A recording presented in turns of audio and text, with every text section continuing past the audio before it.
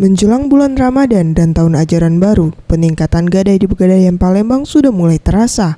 Pada bulan Mei 2016 terjadi peningkatan 30% atau sebesar 1,5 miliar rupiah dibandingkan bulan April 2016. Dengan nasabah dari warga umum maupun pengusaha kecil dan menengah. Hal ini disampaikan Harid Kamit selaku asisten manajer penjualan area Palembang. Menurutnya, logam mulia dan perhiasan masih menjadi barang gadai yang dominan, namun tidak menutup kemungkinan barang gadai seperti mobil dan motor ikut meningkat. Pegadaian akan memenuhi semua permintaan dana selama Ramadan dan Lebaran, sehingga tidak ada batasan besaran dana.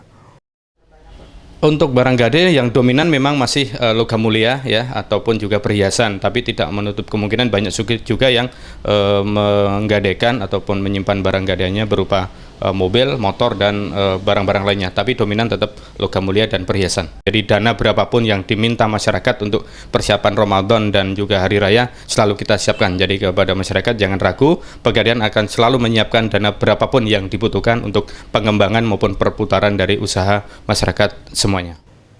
Ia juga menambahkan, Pegadaian juga menyediakan banyak promo selama bulan Ramadan sebagai daya tarik untuk meningkatkan jumlah nasabah. Mega Dwi Handayani, Farel Dwi Satria, Sriwijaya TV.